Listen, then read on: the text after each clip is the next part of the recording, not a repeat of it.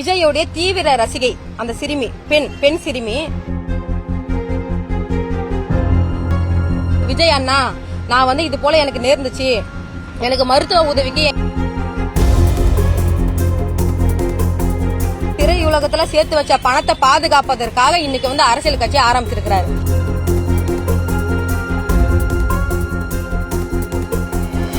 நடிகர் விஜய் அவர்கள் ஒரு வருஷத்துக்கு முன்பா பாத்தீங்கன்னா மோவர் கிராமத்துல விஜயோடைய தீவிர ரசிகை அந்த சிறுமி, பெண் சிறுமி. அந்த பெண்ணு ஒரு 5 இளைஞர்களால பாலியல் ரீதியான சீண்டலுக்கு உண்டாகி அவங்க உறவினர்கிட்ட சொல்ல பயந்துகிட்டு அவங்க தீயிட்டு கொளுத்திக்கிட்டாங்க.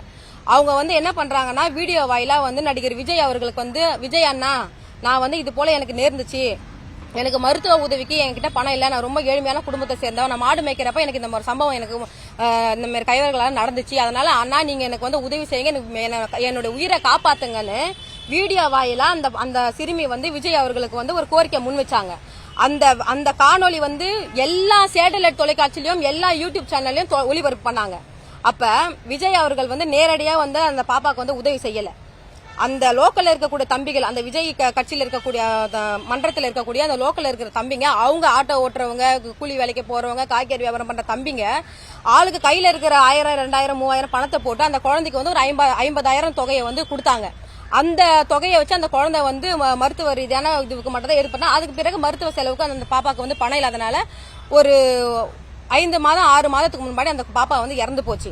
நான் என்ன கேக்குறேன் நடிகர் விஜய் அவர்களுக்கு, உங்ககிட்ட இருக்கிற பணம் உங்களுக்கு விருப்பம் இருந்துச்சுன்னா தமிழ்நாட்டில் இருக்கக்கூடிய எங்கெங்கெல்லாம் கூரை வீடு இருக்கோ, ஏழை எளிய மக்களுக்கு எங்கெங்கெல்லாம் கூரை வீடு இருக்கோ அந்த கூரை வீடெல்லாம் மாற்றி எல்லாருக்கும் ஒரு பில்டிங், அதாவது கல்வீடு கட்டி கொடுக்கறதுக்கு அவருக்கு அந்த மனம் இருக்கா?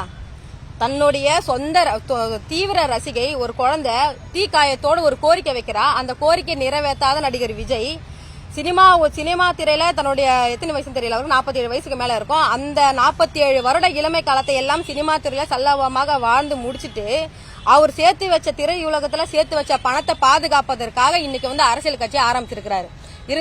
இந்த மனப்பான்மை, அதாவது ஏழை எளிய மக்களுக்கு நேரடியா இறங்கி இந்த உதவி செய்ய மனம் இருக்கணும். அப்படி மனம் இருந்தா நடிகர் விஜய் அவர்களை அரசியல் பிரவேசத்தை நாங்க வரவேற்கிறோம், வாழ்த்துறோம்.